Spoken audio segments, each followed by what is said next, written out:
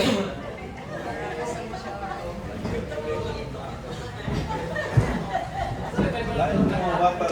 po, tatay. Anyway, so wala pa man ang internet. Just 3 minutes. So, if some of you heard earlier, we're talking about Arise Asia. No? Arise Asia is actually happening this coming July 27 to 30, 21. And it's gonna be in CCF Main in Manila, Ortigas. It's specific to around 18 years old going to around 35. And we're inviting, if you have young people sa inyong mga churches who are interested, we are having scholarships for those people. We're covering the accommodation, hotel accommodation, the transportation from hotel going to the venue, including the registration, plus the meals. So, ang unang buhaton is you just need to share to me the details, and then we'll be forwarding it to the... So, siya. And then, what's not covered is actually your airfare, plus your allowance. Okay? If ganang musuroy, then gana. Mawala na. And I think I checked last night, I think the amount for the airfare, Cebu Pacific, still at around 5,000. So, I was able to buy my ticket at around 4,300 a month ago. Round trip na ng 5,000 based on the one that I checked. Round trip na siya. And we're gonna, probably later we're gonna share the poster. But right now, wala pa may internet. Ano na? Sige na ako. Loading. Sige, later na. But I'll give the time to Pastor Dono. Oh, then we'll share lang later guys sa Adidas. Sige. Sa kuwanata, sa 5.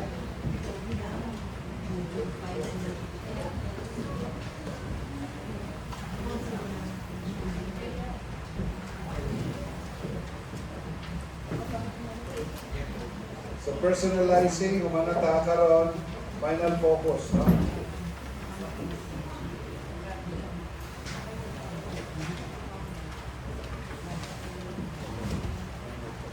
So, kanang attributes of a mobilized church, indot na sa imo sa inyong local church, no? Kamo mag-assess yun, mga leaders sa church. Pero kung wala sila naka-attend ng ITSM, medyo mag-listen po siguro sila kay na yung mga kwandihan, no? They have to understand. But anyway, kung daga naman sa inyong local church na naka-attend, indot na siya. Magamiton to assess. Pero katong role in the Great Commission, pwede na to. Pwede to imo, no? Bisang kinsa mga members of church, bisang hindi sila active, they can work on that. Para ma-mobilize sila, ma-activate sila. Okay, module number 5, final focus, no? So we know that our final focus should be the finish line. What is our finish line? Matthew 24:14, no? The gospel of the kingdom will be preached in the whole world as a testimony to all tribes, to all people group, to all nations. And then the end will come. So, we may be able to reach all the other tribes in the Philippines, but do nothing to reach the 14 remaining Filipino Muslim and people groups. Di yun gihapon, magbalik ang Ginoo kay wala man nato na comply pa ang requirement, no? That all nations. Well, that's because we have a gracious God, and God would want to give opportunities for others to hear the gospel. Okay, so final focus, no? So we'll be talking about how to adapt an unreached people group. Kasi gusto natin intentional talaga tayo in adapting. Hindi man na pwedeng bahala na kung kinsa na lang ang mag-pray o mag-adapt, medyo dili kayo strategic. It's best yun na magsabot-sabot. Amoni, no? Ano ba? Para mas sigurado tanga all the people groups will be adapted. No? So kung naatay 100,000 churches karon, tapos na ay 14 lang, mag-work na siya? Okay, thank you. So, kung 14 lang ang pan, ayan, okay, okay na. Kung 14 na lang nabili, imagine mo na siya, isang di na 100,000 churches, 14,000 churches na lang, no? 1,000 churches to focus on the Magindanaos. 1,000 churches will focus on reaching the Maranaos. 1,000 churches will focus on reaching the Tausug, di ba? Medyo mas madali ang work because many resources will be readily available. So, that's why we want to really ask for intentional adoption. Part na ni sa atong i-pray, no, na the Lord will lead us to reach people groups that we would want to really reach. Okay, so engage. No, objectives. Learn to the steps to adapt, no, and engage with UPGs to establish church planting movements. Understand the 6 steps required to accomplish UPG adoption and know how to organize and deploy UPG adoption team. So now, what is adoption? So adoption is caring about the eternal destiny of an unreached people group and serving them until they come to know the life-transforming power of our Lord Jesus Christ. So mauna siya ang adoption, no? So it's not an overnight event or thing, but it's a process. It's a long-term process because until they will come to know the life-transforming power of our Lord Jesus Christ.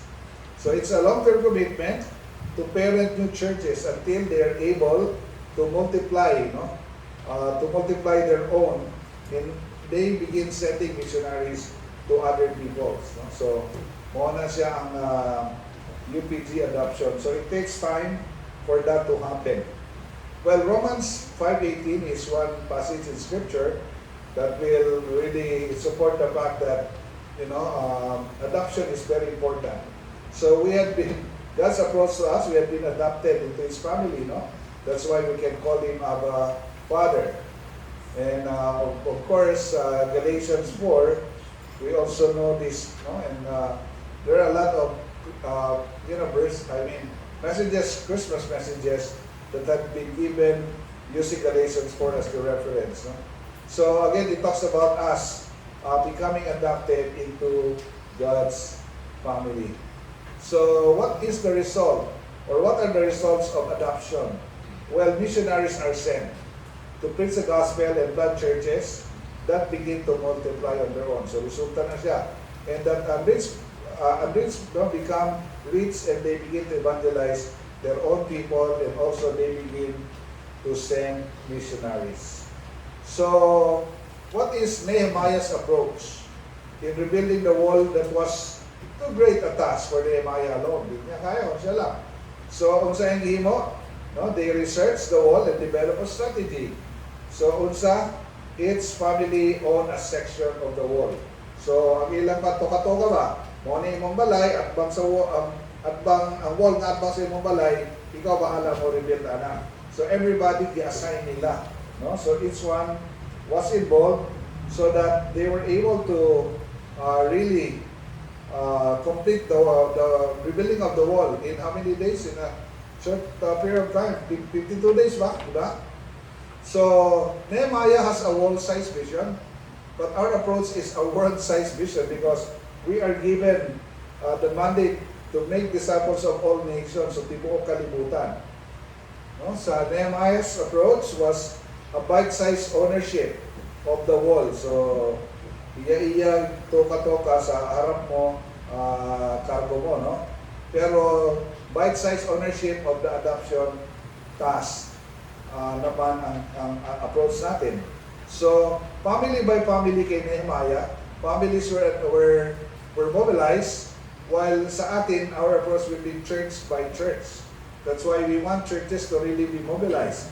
We want churches to assess whether they are missional or not so they can work on areas that needs to be worked on. So, sa Nehemiah, brick by brick. Tayo naman, people group by people group. So, hinay-hinay lang yun.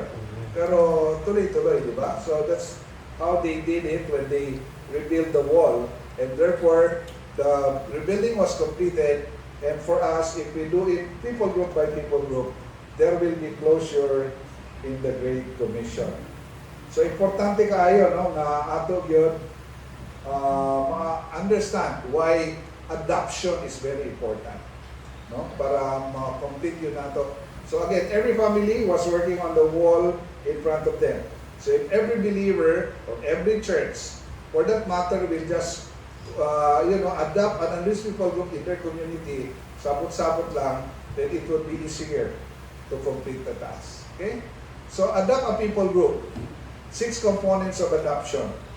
Una is organizing prayer. Again, kanina yung spiritual barrier, prayer mobilization is necessary. The same is true. We want to adopt an unreached people group, we organize prayer. And then we select a people group. No? So, pag-pray na ta, Lord, dito sa 14, unsa ka ang gusto nimo i-adapt na mo? No? Or diri sa Dumaguete, unsa ba mga people group na naa-diri? No? Maybe one of those 14 you will adapt. Or maybe specifically adapt a Muslim community.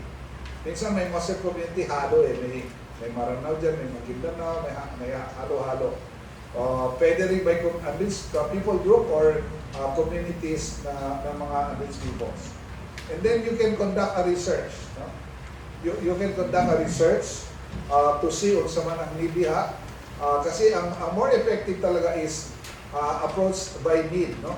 So kung ganiya ingon ako, pandesal ang ilang kinahanglan, kay layo kayo, so na ay need for pandesal, so mao na ang ihimo nila nga approach. No? So you have to identify what are the needs and respond to provide that need. So you have a platform to go in that community. Networking and partnership, who are the organizations that we can work with? Unsa man ang atong expertise, unsa man ang atong resources, what resources and expertise do we need so we can work with other groups. No? And then commit to a UPG adoption. So ikaw, mga possible partners, sige, let's work together. Let's adopt an unreached people group. And then, how do you sustain it? No? So, may mga pwede pag-usapan dyan to be able to see that. No? We are able to really adapt and sustain yung ating adoption. So, organizing prayer. Prayer is the first work of missions and the ongoing work of missions. So, we need to really mobilize prayer. Now, how about people group selection? We can actually look into possible links, no? Yung parang makakonect sa atin doon sa people group na gusto natin i-adapt. So, are you familiar with a people group? So, siguro, because you're familiar with one of the unreached people group, or maybe you have interest with them, then you can adapt them. Pwede rin language, no? Para mas ganaan ko ano ilang language ba na ako interesanan. So, we would adapt that people group. Or basic ang inyong denomination na anay ministry among that people group. So you want to just enhance the work that's being done. Or locally, same din, no? So yung local ministries niyo, meron na rin kayong involvement. Maybe you want also to send more workers to reach those areas. How about partnership link? No? So may mga partners na kayo dati, you're working with an unreached people group already and now partnering with other organizations that you can work with them. And then near culture link, no? Yung medyo mas malapit-lapit sa akin yung kultura nila. So mas gusto ko yun para hindi masyado mahirap. Pwede rin missionary link dahil yun nga, mayroon na kayong missionary doon, no? Para katulad ito ng denominational link. So kung may worker na doon, you can send workers doon. So, or yung work o yung people group na yun, na kung saan kayo may missionary, pwede nyo i-adapt. So, business and vocational link, pwede rin yun. No? So these are some possible ways in selecting yung mga group na gusto nating tulungan. So networking and partnership is very important, and we want to see churches and agencies and even AIMS, no? Dahil yung Accelerating International Mission Strategies yung develop nito material, and of course tayo will be working hand in hand. No? So we would be able to really see adoption of unreached people groups become a reality. Okay, so meron pong ways to form an unreached people group. So interact with us or an AIMS coach or to define unreached people group. Read prayer profiles, meron po tayong mga ganyan. All partners sign a partnership form, set up a date for a meeting, select by consensus a partner coordinator. So this will be done later na, no? So what is important is for you to be able to see that we have this available. So ayaw lang sa mo problema anak that will come later because this is all about forming an adoption team, no? So identify the goals, develop an action plan. So may mga steps na pwede natin gawin at sundan para we'll be able to really see a local UPG adoption team that can be organized in your respective ministries, no?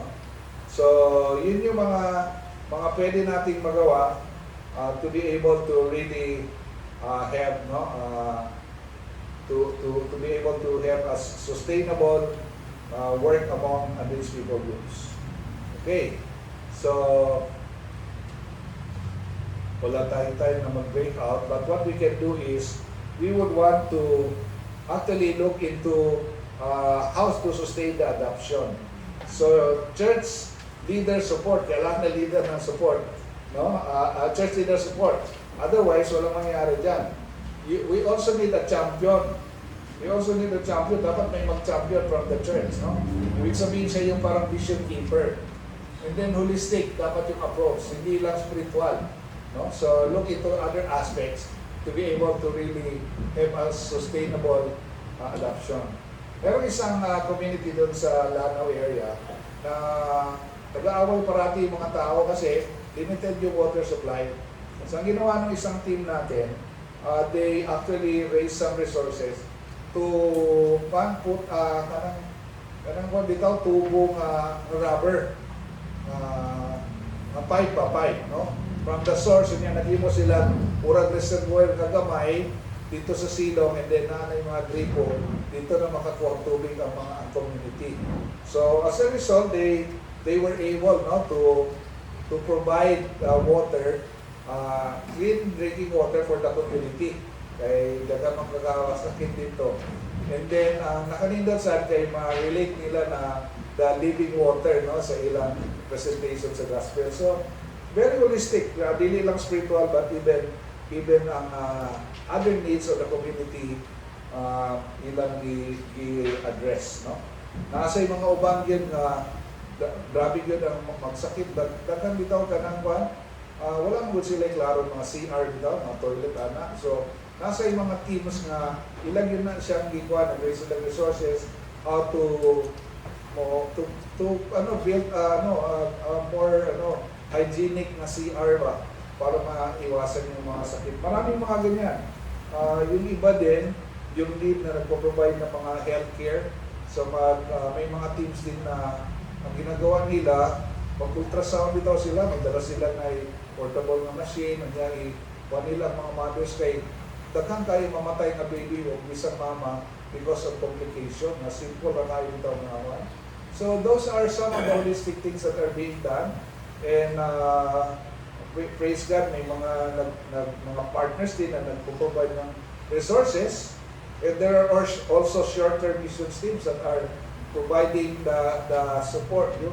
Yung magtaba dito ba, no? Short-term missions dito to help reach the community, or kung na mga i-build, no? Mag-provide sila ng mga labor. And then of course PMA or AIMS can also provide some coaching services. So ayan, so we really encourage adoption, no, of unreached people group. So that's actually the exercise in module number 5. Are you ready to take a step in adopting an unreached people group? So meron parang dyan sa notes din natin na adoption card, no? Pero importante, at this point in time, you have to begin praying as individuals and as a church. Lord, unsa man ang akong i-adopt? Siguro let's start with the 14 Filipino Muslim and these people group. What specific people group out of these 14 Filipino Muslim and these people groups that you would want me to be involved with? No? So, importante yun siya. Okay? So, that's what we want to talk about in the final focus or UPG adoption. Okay, do you have questions? So normally, kaya medyo we need more longer time is because we would give time for the participants to really begin reflecting, no? And then, pwede rin sa groupings, 2 or 3 people, they will share. Why are you choosing this, ano? Kasi meron na kami missionary dyan. Interested kasi ako sa people group na yan, yung language sila. So, may mga iba-ibang reason and then you can pray for one another as you finalize yung choice of people group that you want to adopt. Okay, so let's go to the next, yung module 6. So we're done with the foundations actually. We'll now begin working on the mission tools. So the modules are not that long, kaya kaya sa isang araw. But of course, you really have to give some time for them to work on the strategic exercise. Maganda rin gawing 2 araw kung pwede. Yung foundations 1 day, then yung another day, yung tools. Pwede 2 Saturdays yung gawin. Pwede rin. So may option kayo na kaya. Pwede rin gawin yung weekly. One module per week. So that would be 9 weeks. Pwede rin. So, depende sa inyo. Basta importante is you give them time to work on the strategic exercises. Because that's where application can really be done. And then doon yung implementation din. I-monitor niyo yan so that by the end of the 9 weeks, you can see that there are already people that are being prayed for. Baka nga, tapos ng 9 weeks, may mga tumanggap na kay Jesus, no? May mga ganong klaseng engagements na. May mga follow-up na nangyayari, no? So, exciting ito. Pwede ito mangyari. Okay, so let's now go to mission tools. So, to be able to really see the Great Commission completed, we want to see multiplication of disciples and churches, because in local churches, that's where ministry is also happening, di ba? So, equipping and training. No? And then they are able to go out and also do ministry out there. So, it's important to appreciate and understand church planting movements. That's why we have incorporated introduction to introduction to church planting movements. So, I already discussed some earlier, but I will discuss some again here, no? The very ball principle kanina, but we'll work on this, okay? So what's CPM? CPM, no, that's a church planting movement. The PODS principle, we'll talk about that. The MOL principle, discuss ko briefly kanina. 10 universal elements, and then we'll talk about healthy churches. Okay, because that's our goal. If we want to multiply churches, we want to multiply healthy churches. So one of my favorite verse, in fact, a very inspiring verse that I really like is Habakkuk 1:5. The Almighty God says, "Look at the nations at once and be utterly amazed, for I'm going to do something in your days that you will not believe even if you were told." So it's really harvest time. Kung titignan natin, maraming ginagawa ang Panginoon. No? For example, in East Asia, in 6 months' time, 360 churches were planted and 10,000 were baptized. Latin America, 1990s ito, from 235 to 4,000 churches and 30,000 were waiting to be baptized. Western Europe, in 6 months, from 15 churches to 30 churches. So, nag-double. Africa, in 9 months, there's one place there, 65 churches were planted. In China, in 4 years, from 2 churches to 920 churches. 85 believers when they started to 90,000 believers. North India, no, 1989 to year 2000. In 1989, they only had 28 churches. In year 2000, they had 4,500 and 30,000 were baptized.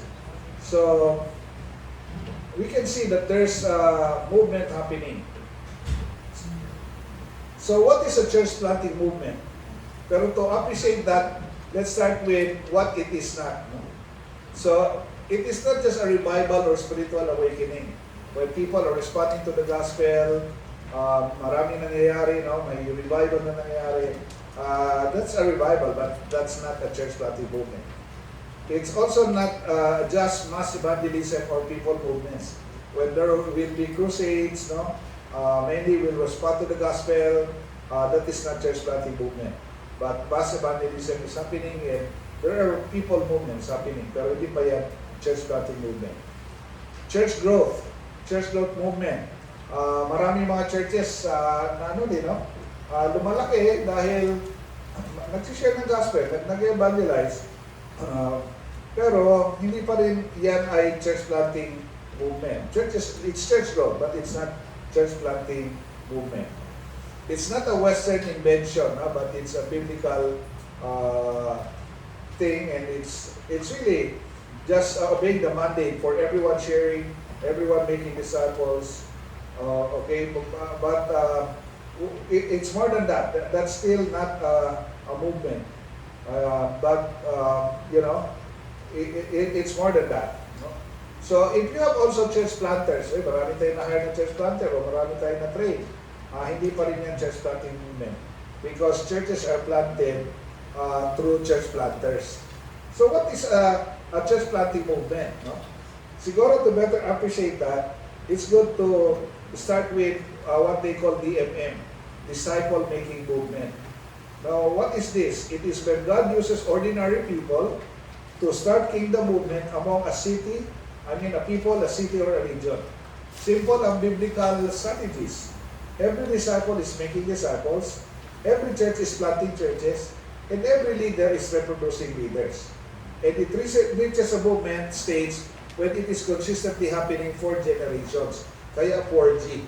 Okay, I'll explain that later. But ito yung gusto natin makita. Every disciple is making disciples. But that's not really the scenario in our churches. No? Again, as I was saying earlier, yung small group, yung leader, siya leader. 10 years na minsan, 15 years na, hindi pa rin nag-multiply ng disciples. Kaya, dapat, every disciple should be disciple to the point that they're able to disciple others. So, because the point is, every disciple should be making disciples. So, mayroon ako disciple, yung disciple ko, may i-disciple din. Yung disciple ng disciple ko, may i-disciple. So, everybody is involved. And then, every church is planting churches. No? So, multiplication will really take place. And every leader is reproducing leaders. So, kung tunay ka na leader, hindi ka gumagawa lahat. Yung mga members mo, eventually dapat maging leader sila. Kasi yun yung pinaka-goal mo, di ba? So, leaders must produce leaders as well. So, ito yan. Pwedeng church yan or pwedeng tao yan. So, it could be an individual. Your first generation are the people that you share the gospel with. You train them to share the gospel also, of course, so that they can do what you are able to do.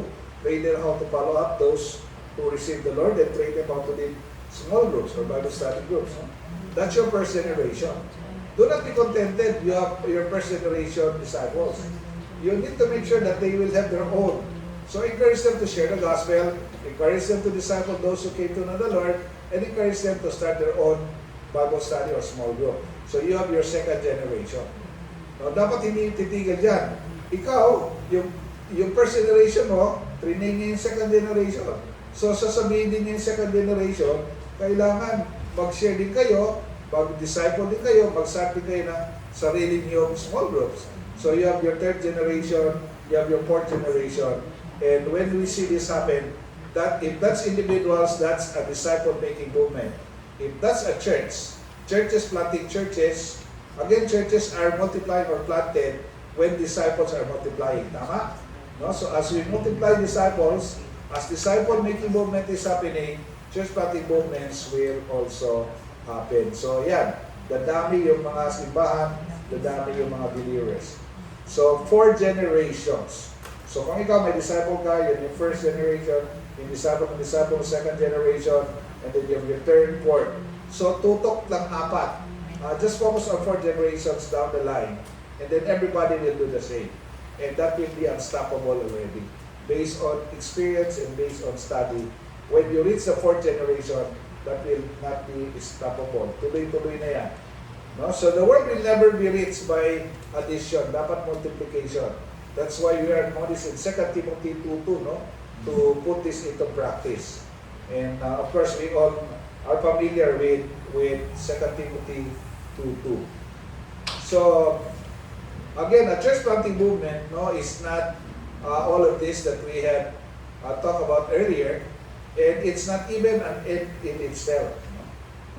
But we can see that church planting movement will continually grow and multiply. For example, these are other updates. No? For example, in Asia, in 20 years, a disciple-making movement among the Bhojpuri people, these are Muslim people groups in India, they resulted in more than 80,000 new churches and over 4 million new believers in 20 years. Ang tanong, how old is our church? Diba? So ito, in 20 years, 4 million members, 80,000 new churches. Everybody is sharing the gospel. Everybody is making disciples. Every leader is reproducing leaders. Every church is planting churches. So Madhya Pradesh, this is also in India, 4,000 new churches in 7 years. A DMM in Outer Mongolia produced more than 10,000 converts, while a subsequent movement in Inner Mongolia resulted in 50,000 new believers. Africa. In West Africa, a country, work among a Muslim group have remained almost fruitless after 100 years. But after learning disciple-making movement methodology, they have seen over 2,000 churches planted and now an average of a new church each day. So ito lang yung pinag-uusapan natin ngayon, no, na realigning with God's purposes, realigning with God's vision, realigning with God's strategy, realigning with God's methodology. Hindi lang yung pwede ng ato na si pastor lang tanan. Si pastor magwali sa buntag, si pastor magwali sa hapon, si pastor magwali sa gabi, kumanwali sa gabi, magwalis pa sa simbahan. Pastor tanan, hindi na pwede. So pastor, sa'yo po na kung kita lang maging mo no? Kay sabi sa Ephesians 4, unsa ang goal sa pastor, equiper, di ba? Unsa ang goal sa members?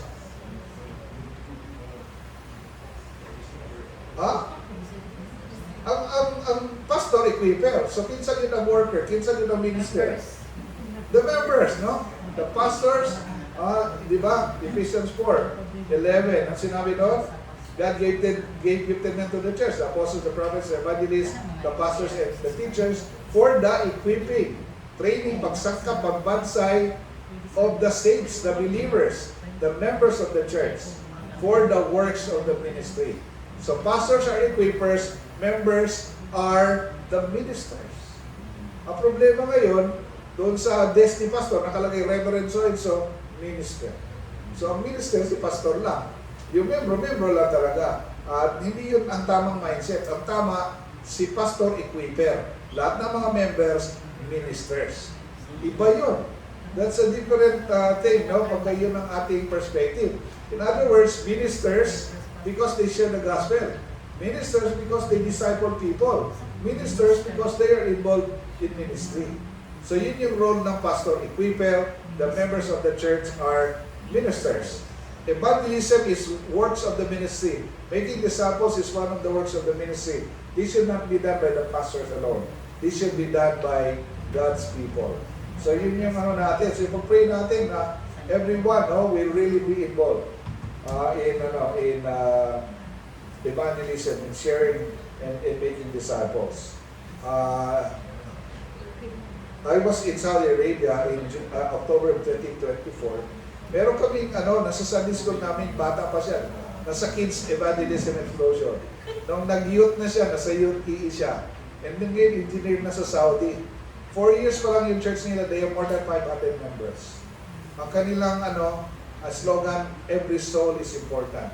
Grabe, they started with 8 leaders, and then they made a commitment, let's start, ministry, let's plant churches. Now they have 3 churches in 4 years time, more than 500. Every week they share the gospel. When I was there, 72 were undergoing their EE training. No? So grabe talaga yung nila.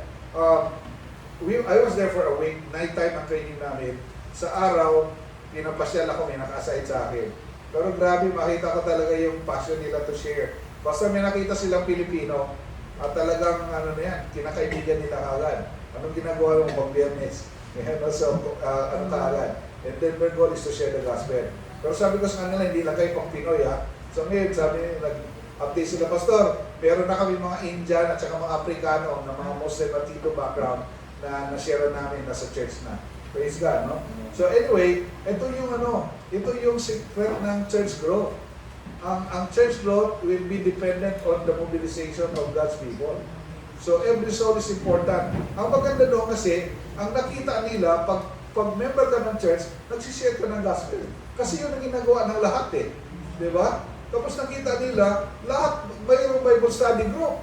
O bago pa sila Christian, sabi nila, saan kaya ako pwedeng makasali sa yun?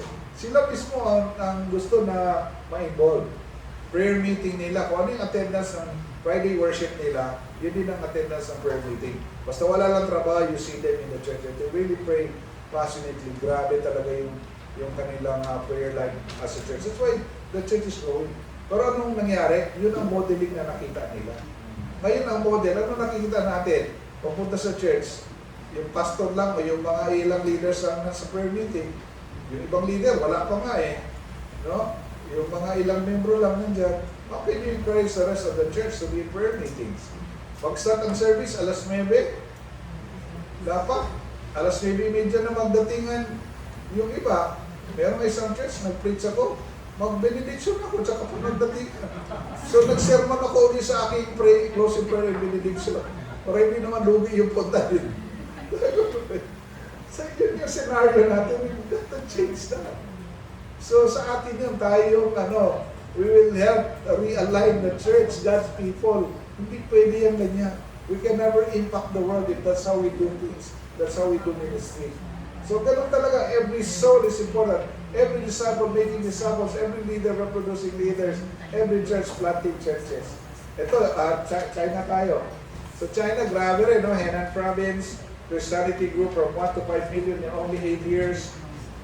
Itong isang country din, 236 new churches in 1 month. In southern China, the EMM produced more than 1 million baptized believers in 100,000 house churches in only 12 years. So, pwede talaga mangyari if everyone will be sharing the gospel. Everyone will be involved. Okay, so, church planting movement. So, let's define it. Church planting movement, it's a rapid multiplication of indigenous churches, planting churches that sweeps through a people group or population segment. So, what is a CPM? Ito yung sabi ko kanina. No, we will talk about the rapid reproduction within a short time. So, we have the rabbit and the elephant. Sabi nila, ang elepante, no? 18 years bago mag-reproduce. Matagal mong alaga pala ng elepante, no? 22 months of pregnancy ng elephant. And normally, one baby elephant. So, in 3 years time, one elephant in 3 years. Tagal kasi 22 months, di ba? Tapos, 2 years na yan. Mga anak, so hindi man pwede yung mga anak ulit kaagad. So, one elephant in 3 years. On the other hand, ang rabbit naman, in 4 months, pwede na dahil siya mag-reproduce. 1 month lang ang pregnancy, average 7 rabbits. Kaya nga in 3 years time, sabi nila, 476 million rabbits. Ang problema dahil sa rabbit, mapakanog sumay mamatay dahil na, anak ka-sensitive. That's why hindi sila maka-produce good of dagan. Pero just imagine, if ma-care nyo na siya karon na anay rabbit racing, no? Parang 400 pesos ang kilo ng meat ng rabbit. So pwede rin yun na nagawing negosyo. Pero, what is the point here? Some churches reproduce like elephants, is slow and few. But CPM churches, reproduce like rabbits. Big churches are good, but small churches have the potential of reproducing much faster. So, kailangan lang talaga umpisahan natin. So, again, what is a CPM? CPM is multiplication. It's fast, it's rapid, no? Multiplication. Hindi pwede addition lang. Multiplication talaga. What is a CPM? CPM should be indigenous. Ibig sabihin, it's growing, multiplying in its own soil. Self-governing, self-supporting, self-reproducing. So indigenous, if you are planting a church in a different culture, it would be best to actually transition immediately to the local leadership. It's funny, it's a Victory. Si Steve Murrell, who founded Victory, early stage pinasa niya sa mga Filipino pastors na. Kinento sa amin sa Every Nation Alabang, nagpunta siya doon. May dala-dalang kape, may 5 kape yun eh. Hindi man siya kilala. Kasi nang-asel, sabi ng asel, sorry sir, bawal dito, no, it's not, you're not allowed to bring in your coffee and ano. So, ganun na, siya yung pinaka-founder, pero hindi siya kilala na siya yung ano. So, ito yung ibig sabihin ng indigenous, if you are planting a church in a place where it's a different culture, mas mabuti hindi ka makilala. Para ang makilala nila yung local. So, kung sa China ito, hindi nila maisip, Amerikano pala nag-start o Pilipino pala nag-start. Makikita nila na i-check pa rin, no? Kalahi nila ang nag-reminisce. Ito yung ibig sabihin ng indigenous. Kailangan local. So, yun ang importante kasi hindi nila masabi na that's a foreign religion because it's, run by their own people. So, indigenous. So, churches are planting churches. So, that's CPM, no? So, sige. So, CPM is multiplying churches within a people group or population segment. Now, there are a lot of case studies pa rin, no? In China, for example, meron silang study na ginawa doon. Strategy coordinator, yun naman yung strategy.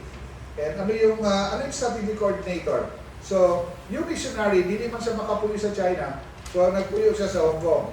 Pero pwede siya magsulod-sulod sa China, di ba? So, nasa mag-stay sa Hong Kong, pero mato siya sa China, mag-mentor siya dito, mag-train siya.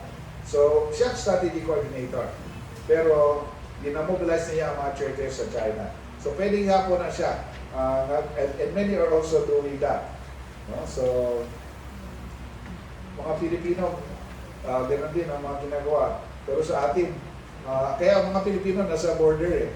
No? Nasa border kasi mas madaling magtawid doon sa mga areas. So sa Thailand, may rapat sila, wala silang documents to go to Laos, pero in the border, they can just cross and disciple yung mga locals na taga-Laos doon. So yun yung mga itang ginagawa ng mga missionaries natin. But anyway, maraming cases, no? 100,000 believers, 900 churches in one summer in China. Marami talang ginagawa sila sa China. Actually, mapapaya talaga tayo kung titingnan natin. No? I had the joy of doing ministry na we were able to help subgroups. Nakakaya nga sabihin mo na sila pag lumaghangyo, hindi tabangan yung pastor. Kasi yung isang grupo, 7 million ang kanilang membro. 8,000 plus ang churches. Kaya mga yung tabak, so wala kami ni million na membro. No, pero ang ilang kuwan magod, ang ilang strategy, they go from village to village. Ilang ampuan, ang mga tamas na kinsa na isakit diri. Unya kanang kuwan ba? Kanang wala nang kalakaw ba? Isa dua ka tuig, mo na ilang pinapangita. So signs and wonders talaga ang nangyayari. Demonstration of God's power. Kaya pag ano nila, pag-pray nila, layas kingdom man, makalakaw man. So sa ngayon nila, dapat sa Ginoo. Ang problema nila kung saan pag-follow up. So kinanglan sila mga training mother, nagpatabak sila. No? Pero grabe ang commitment ng Chinese Christians. 60 hours by train from different places. Mga to sila sa Osaka City, dito rin mag-training. Eh gusto din sila mag-learn how to follow up, how to disciple. So, grabe, ma-review ta sa atong commitment. Kaya sila 60 hours by train, mo travel sila. Ito say 30 minutos lang, pato simbahan. Kapuyan pa. Pag-outreach sa dia, isa ka oras. Grabe ka lang.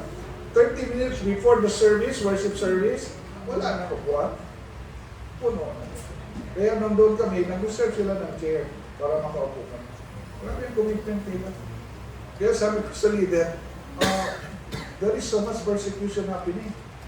Let's pray that God will stop the persecution. Kung saan ko kayo sa no, Pastor, please don't. Gusto na nila na persecution. Kaya sabi niya, walay piki, diri sa among simbahan, pastor. Tinunood yun, pag magalagad ka sa Ginoo nito, tinunood yun, hindi tiyaw-tiyaw. No? That's why, that's how committed they are. When they commit, they really commit. And it means, it will change their life. So, grabe. But anyway, let's learn from them. So, kini ang ako i-share na ni Ganiha briefly, pero mauni yung pouch principle. How do they multiply in small groups? So, pouch, P, participative Bible study and worship. Hindi lang ikaw leader, kanunay mag-lead. I-assign ng uban mo para tanan maka-develop of confidence in leading Bible studies and in worship.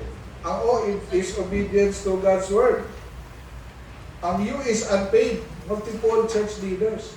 Dili sunduan kay once nagsweldo na kag workers, malimit naman ang imong resources. So mao ni nga mga marketplace karon ang mao ni ang trend, marketplace ministers. Nagtrabaho sila sa engineer pero pastor sila. Accountant sila pero pastor sila. Nurse sila, doctor sila. Marketplace ko, dili man gud na uso sa una. Sa una yun, kung magkalagad ka sa Ginoo, mag-resign ka sa imong trabaho, adto kag Bible school o seminary para maka full-time ka sa ministry. Dili na siya karon. No? Ang trend karon is wherever God place you, no, nga office or career, mauna ang imong ministry. So di ang gibutan sa Ginoo, where you live, where you work, where you play, where you study, that's your mission field. So, kung naay mo siya, go naay Buddhist, naay what. No? So, but let's not forget na we have to also have focus really on against peoples. Di po pwede nga, wala tayo ang against peoples na focus. Okay, C, cell groups. No? Cell groups and meeting in homes sa mga balay. Dili na storefront, so mag-rent pa ka, dili na homes, yun ang best. Kay sa balay, man, imo man ang balay, di ba? Kung naay mangutana, ay may mga amigo na ako dire. Pero naging countries na dili yun pwede, bisang paparente pa nimo. Sa Myanmar, sino na nakapunta ng Myanmar dito? Pastor, di ba sa Myanmar, hindi ka pwedeng magstay sa ibang bahay, sa hotel ka talaga. Kasi you make sure if you're in Myanmar, your name is recorded in one of the hotels at night dito ka natulog. Kay pananglitan, pamilya nakaigsoon dito, niya nag-ato sa Amerika, kung bisita sa imo, di siya pwede makatulog sa imong balay, isa magsuon mo, mag-hotel din na siya. That's a requirement, hadlok man sila kasi pagplano mo against sa government pa. So hotel din mo, muna siya. So, grabe kay stricto. And in other countries, 10 people, more than 10 people, you need a permit. No? So, tumi sa Brunei, ganahan kayo may kay one man, daga ba mga Pilipino go sa palasyo ga work without? Kung sa unang cupbearer ni Sultan Bulkiya, kung nurse na yan, huwag yun ito ang natin sa iyong pagkaon. Orang po ito makato sa iyong room walay appointment, kaya isa man tingkuan, mag-prepare sa mga sinina sa sultan kung na yung mga traffic siya yun ang kanunay kauban. Kanya ang electrician dito, gardener, ang chef sa palasyo, mga Christian man. Ang style din dito, pag serve ang pagkaon sa lamisa, sa palasyo, hindi na pwede i-serve sa damay na. So kung dito nagsabong sildaan nga, may natin mga bisita karon so tanang pagkaon dalo na mo sa amo, so sabi ni isang leader. Dito among pagkaon, nami kayo.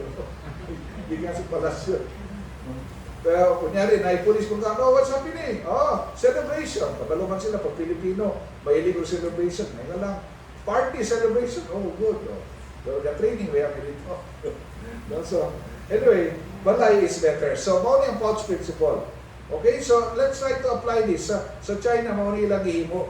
Mao nga paspas na growth sa ilang mga churches. So again, don't do it yourself. Train others. Give them on-the-job training. No? Tapos 6 learning points. Prayer became the DNA. What natin yun kayo? No? Training and organizational structure is also necessary. So, you need people, experts that can help you along this line. Evangelism was believer-led. Hindi led by the pastor. Ang initiative yun sa mga membro yun. Sila yun ang nagsangyaw. Sila yun ang maglakaw. Not center around buildings. but centered around the lost. The church is not empty, but the church has been deployed. Dapat ganun ang picture, no? They are there doing ministry outside the church. Training and equipping can be done in the church, but ministry should be outside the church. So, multiple and paid local leaders, no? Sinasabi natin sa mga learning points ito, adapted to growth and persecution. That's why small churches are better. Hindi masyado sa radar kasi maliliit at konti lang. Avoid the appearance of adapted to growth and persecution, and then avoid the appearance of foreignness. Kanang murag na yung mga foreigner para murag local yun, no? Ang atong bahay. So mauni ang whole principle na akong isulti ganiha, yung model.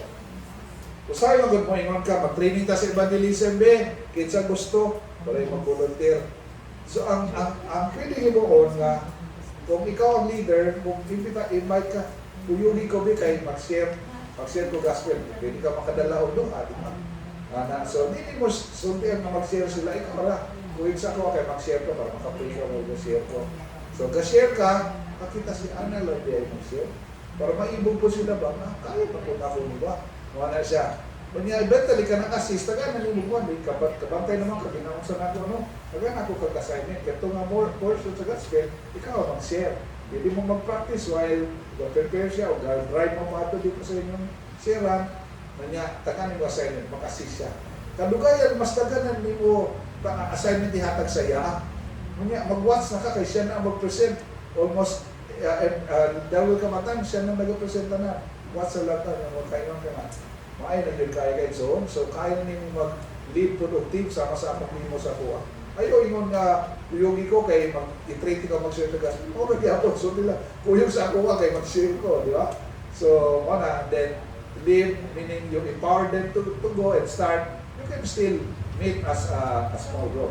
Sige, gihapon ka mag-disciple sa iya because there are other areas or aspects na imong gusto na ibawan niya. Pero kung evangelism, ora na. Pagkuhan, kainin mo, ikaw na ako, mangita ng pagkuglain na ako po na ako ni mo. So eventually, nagkan mo na makabalo na. No? Kung sa ang mo. So, model, assist, watch, and then lead. So that's the whole principle. Okay, 10 universal elements. Extraordinary prayer. Sabi mo, prayer yun, appeal yun na siya. We want to see movements happening. Abundant gospel sowing, meaning, share, plant the seed. Plant the seed, no? Usahay, labi na kung Muslim o lahing kawan, listen man yun nga, madiritsuhan ni mag-share sa gospel. But you can plant the seed, no? Example, alam siya nga, grabe itong masakir na pamilya sa aning nga nasun mo. Bitaw. So, mauna ba ang gisulti sa Biblia na basala pa kay kanang pagpatay o tao pa di man na makapahinga sa Ginoo. So makaplanta kagamay nga seed sa sin. Ano ito, no? So, lang. So hinay-hinay, plant the seed, abundant gospel sowing. And then intentional planting and of reproducing churches. So we want CPM to happen, intentional gyud ang atong pagplan. Dili man na may tabo kung dili yun ta intentional, no? Kanya, scriptural authority. No? We go with the authority of the scriptures.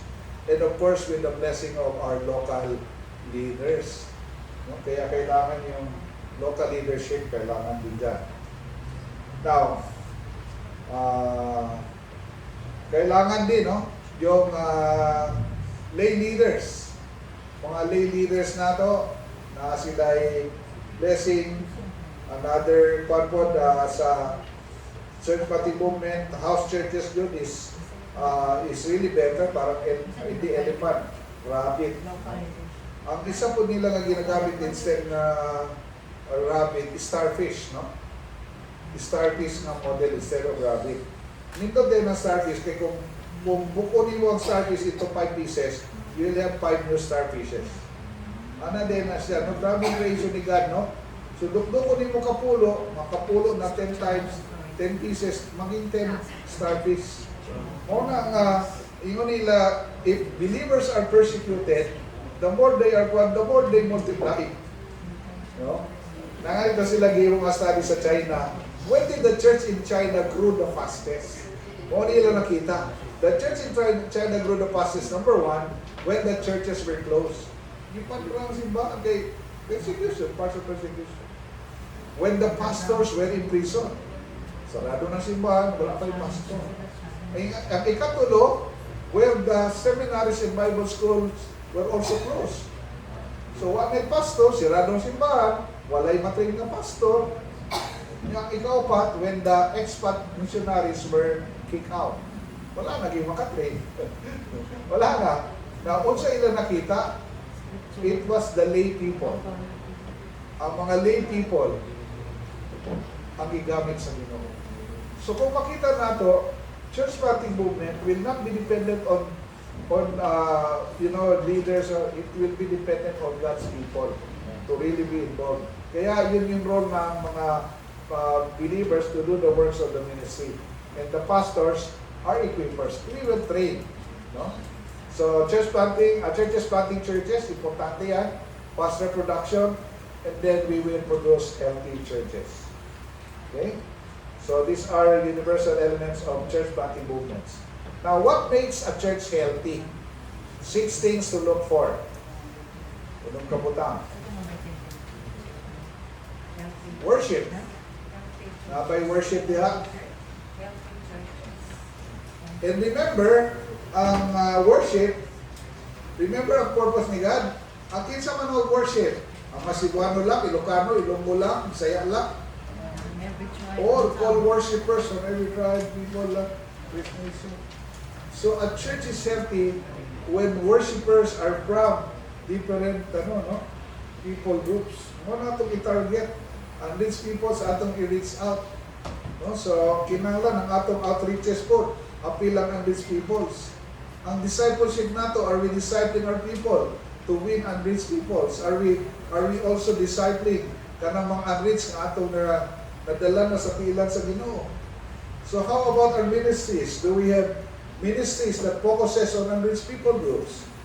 No? So realignment dito na, i-realign nato tanan nato nga nahimo sa purposes ni God, sa strategy ni God, no? Sa methodology ni God. Are we doing that? Sharing the gospel, making disciples. Remember, methodology will focus on each person. Strategies, people groups, are we doing that? Even in our ministries, are we focusing on people groups? How about our fellowships? No?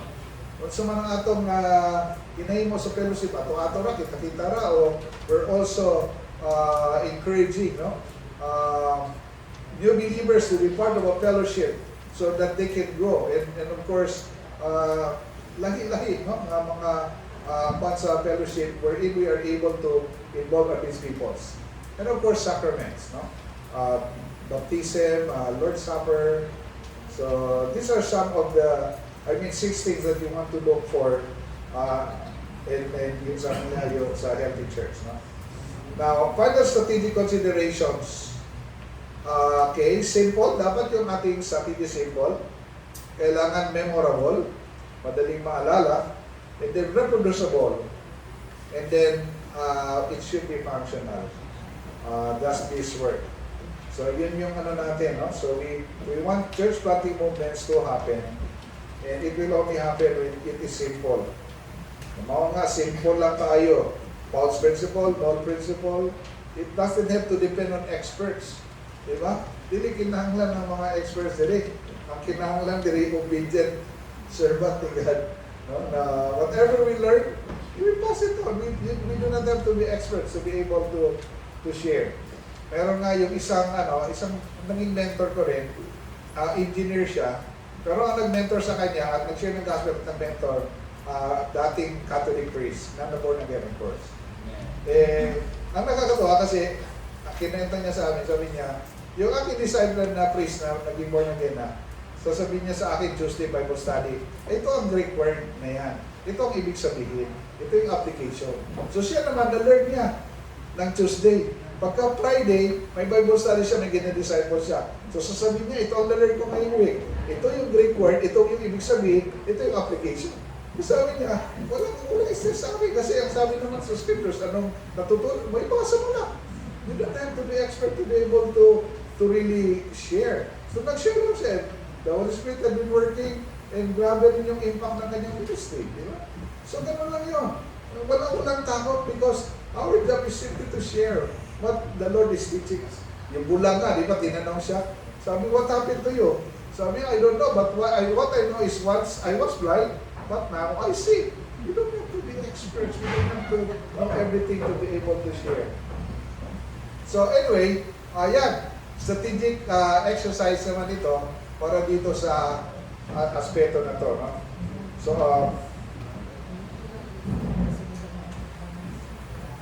So this is in relation to, do you think you have a role to play in church planting movements among unreached? Pwede talaga. Just faithfully share the gospel, just faithfully disciple, and then you will be amazed. Churches could be the result of your faithful evangelism and discipleship. And the possibility, you have your first generation, second generation, third generation, you can see multiplication of disciples and multiplication of churches as well. So yun yung possible na mangyari because of our obedience. Questions on church planting movement?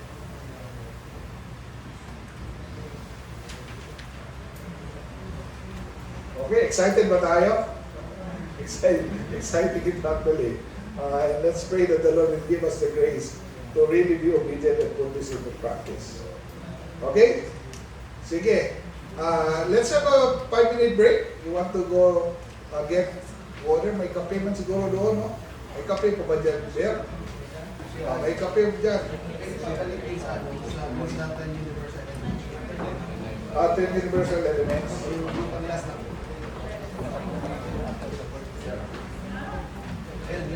Ito.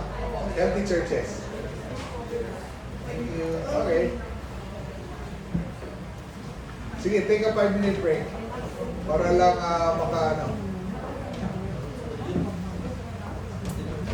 Kasi medyo overload din talaga ito ng info. Pero maganda naman din.